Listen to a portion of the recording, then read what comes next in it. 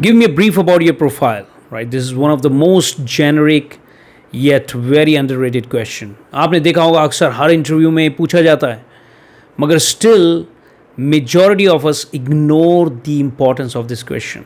See, this question is so powerful that it has the potential to give the complete control of that interview in your hand and going to set the tone for you. So, in this particular video, I'm going to give you a very solid framework which has 3 steps, which if you follow, I'm going to tell you that you are going to nail it and will have an upper edge from other candidates. Okay, तो शुरू करते हैं दोस्तों.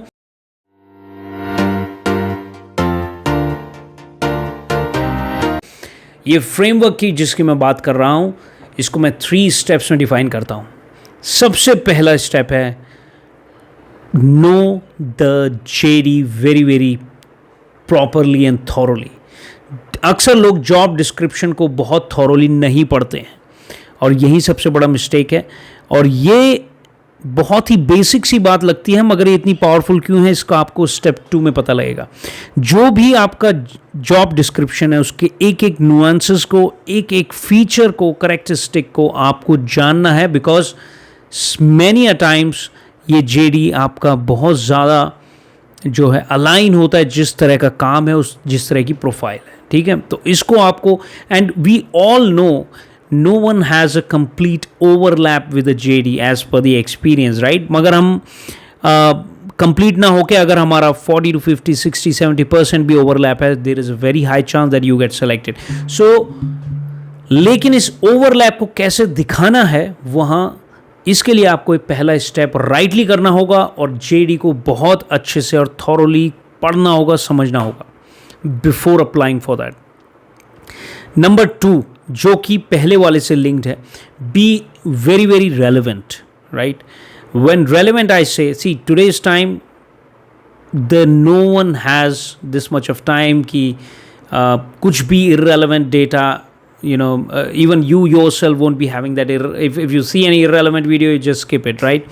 Similar way, we as humans are becoming more and more impatient. So interviewer भी एक इंसान है.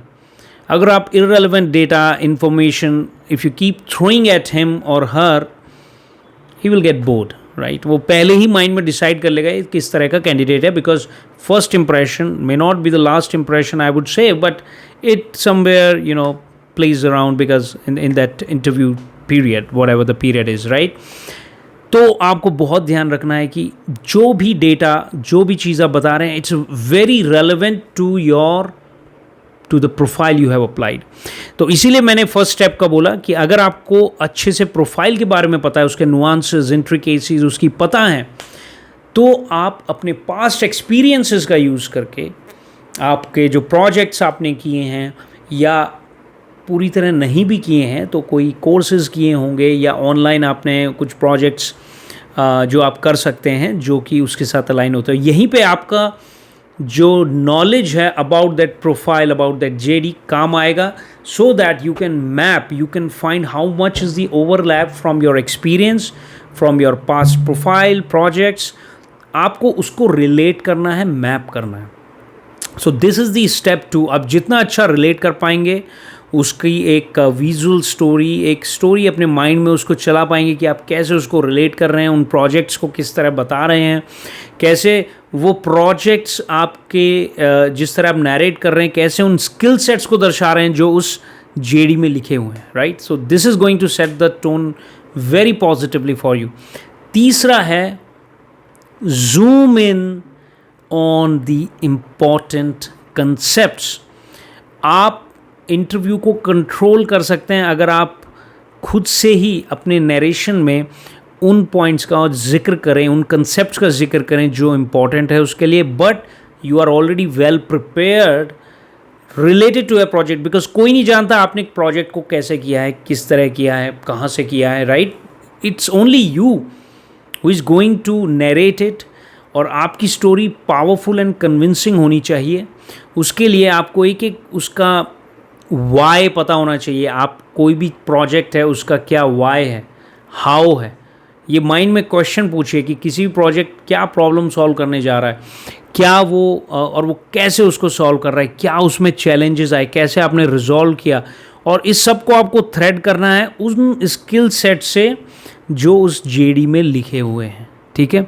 और आपको डेलिब्रेटली टच अपॉन करना है उन कंसेप्ट से जो आपने और अच्छे से प्रिपेयर किए हैं, ताकि बहुत बार ये होगा कि देखना इंटरव्यूअर ही आपसे खुद ही वो क्यूरियोसिटी में पूछेगा कि आपने कैसे किया या ये चीज़ कैसे की। So that is now ball will be in your court.